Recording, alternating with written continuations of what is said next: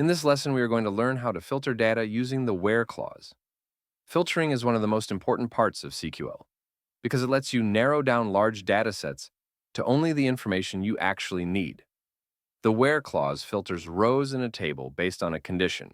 In other words, it limits the results so you only see the rows that match your criteria. This helps you avoid scanning through unnecessary data and focus directly on what matters.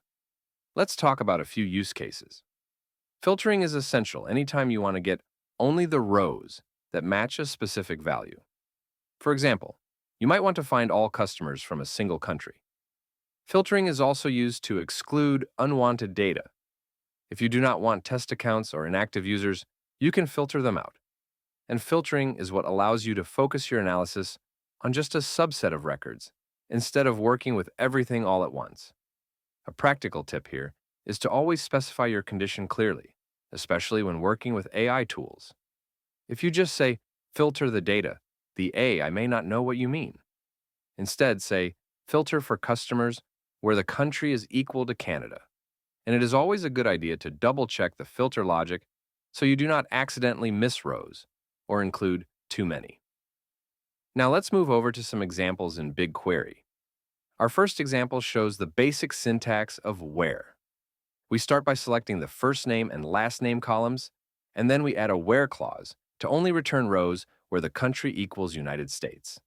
This gives us only the people from that country instead of everyone in the table. Filtering can also use other operators, not just equals. We can use not equal, greater than, less than, greater or equal, and less or equal. These operators allow us to set different conditions depending on the data we are working with. For example, let's look at filtering numbers. If we select the first name, last name, and age columns, we can add a condition that only includes rows where the age is greater than 30. This is a very common use case, finding customers or products that meet a numeric threshold. We can also filter by dates. Suppose we select the first name and the date when the account was created. By adding a where condition for created at greater or equal to the 1st of January 2023, we only return users who signed up this year or later. This is incredibly useful for time-based analysis. Next, let's look at combined filtering. We can add more than one condition by using and or. For example, we can return users where the country is the United States and the age is less than 25, or where the country is Canada. This type of combined logic helps us capture very specific groups of records. Finally, we can filter by multiple values using the in keyword.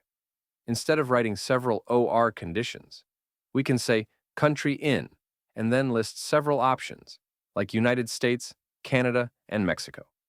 This tells the database to return any rows that match one of those listed values. And that is the foundation of filtering with the where clause.